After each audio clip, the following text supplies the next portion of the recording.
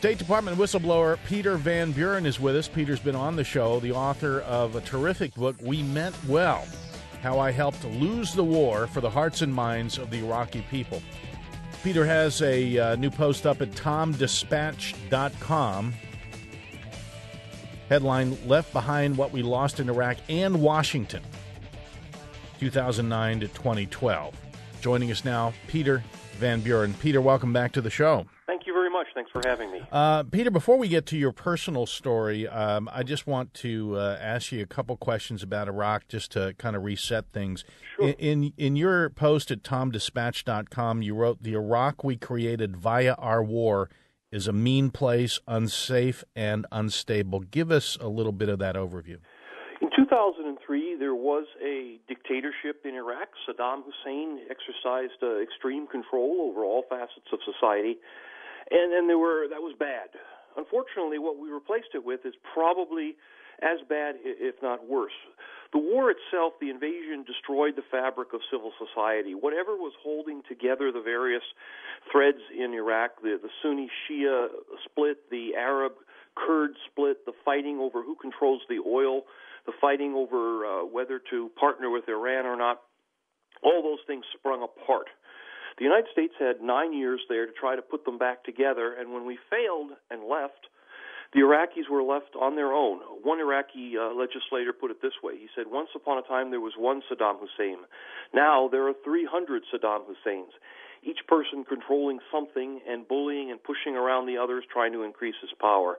It's a very chaotic situation and one that is far from unsettled and still has a long way to go before the violence finally resolve some of these questions one way or the other. Yeah, we had Mickey Huff, director of Project Censored, on week before last, and one of the stories that was not covered by the corporate media, uncovered by Project Censored, was displaced Iraqi women, whether widows or those who fled Iraq, living in Syria and now trapped in sex slavery.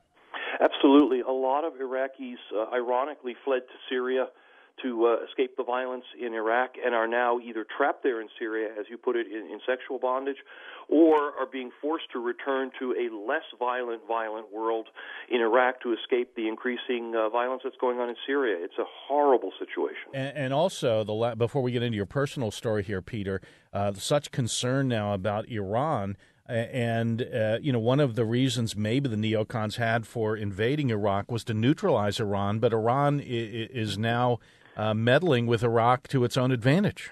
Unintended consequences are still consequences nonetheless.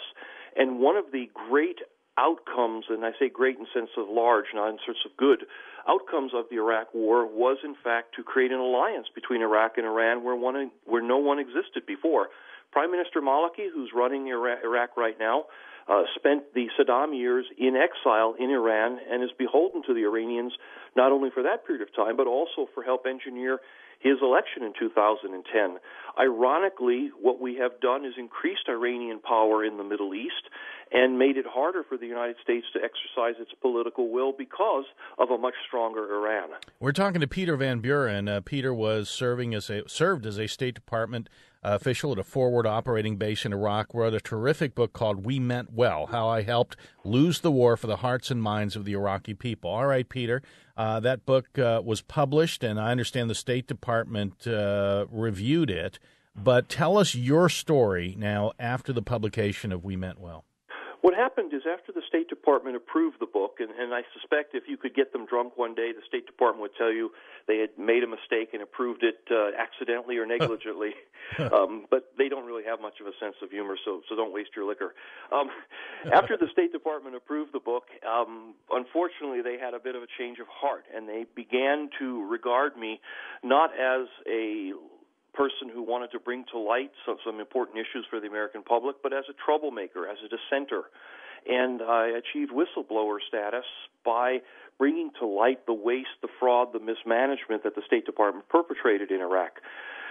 They were not happy about this, and over the last year, unfortunately, I've suffered greatly in terms of retaliation. The State Department pulled away my security clearance. They sent me home on kind of a timeout for several weeks before reluctantly allowing me to continue work only as a teleworker.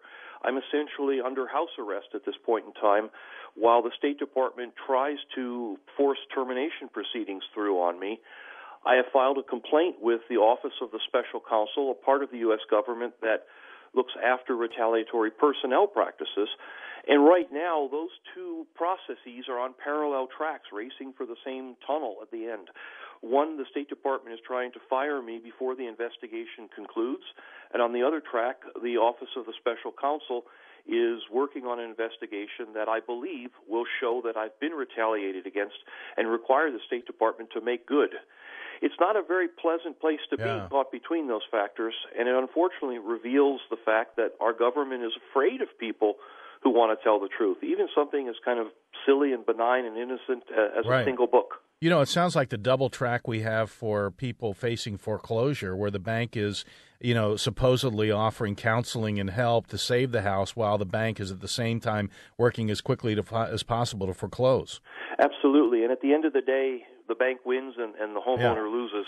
And I'm afraid that's the situation that I've put in simply because I wrote a book. Right. This is the price you've paid for free speech. And we're talking to Peter Van Buren. You can read his latest post at tomdispatch.com. Peter, you are now in a club with whistleblowers, and I'm sure our listeners are very familiar with, by this time, with Tom Drake, John Kiriakou. And have you guys banded together? Yes, we have, actually. It's kind of almost a funny thing. We share the same attorney, and through our attorney, we've had a chance to meet one another. It's very interesting because we're very different people. We all came to this point in time on very different paths. Some of the men and women in this group have had long careers in the military. Some of them are scientists. Tom Drake is a very quiet, soft-spoken man. John Kiriakou, the same, very thoughtful when he speaks. I tend to be a little bit more rollicking in my speech and enjoy a good joke and a bit of sarcasm. But yet we all came to realize that despite how different we are as people and the different paths we traveled, we all, in the process of serving our country, encountered things in the government that were simply too much and needed to be brought to light. In Kiriakou's case, it was waterboarding. In Tom Drake's case, it was illegal spying on American citizens. In my case, maybe on a smaller scale, it was the waste of $44 billion on the reconstruction of Iraq. We found these things. We wanted to tell someone about them. We brought it to the attention of our employers, the government, thinking they would be pleased to know that we had found something wrong. Instead, all of us have suffered greatly. We've lost our jobs. In the case of Tom Drake, he was embittered financially. In the case of John Kiriakou, he's facing prison time.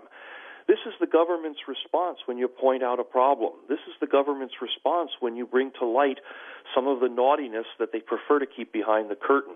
It's a vindictive atmosphere. It has terrible echoes of McCarthyism to it and creates a very poisonous atmosphere here in Washington. Now, fighting back, Peter, I understand you are collaborating on a documentary, right? Yes, and I'd like to give a shout-out. Sure. I know that Ashland, Oregon, or Ashland is a little bit far away from Portland, but I think tonight or tomorrow night in Ashland, the documentary filmmaker that I'm currently working with, James Spione, is going to be screening his Academy Award-nominated film Incident in New Baghdad. Okay. Based on the Bradley Manning leaked gun camera footage. James Spione, right, okay. Spione and I are working now on a documentary about whistleblowers. Good. Including Tom Drake and Kiriakou and a lot of other people who have worked very hard behind the scenes to bring to our informed citizenry the actions of their own government. And we look forward to talking more about that project with you in the future. We'd love to have you on, Peter. In the meantime, I would just point our listeners to tomdispatch.com to read the latest post by Peter Van Buren and pick up the book, We Met Well. Peter, good luck with everything. Thank you. Wishing you the best. You did the right thing. And as a journalist told me recently, there are no secrets in journalism. And thank you for what you did, and keep us informed. I was proud to do it. Great. Thank you, Peter, very much.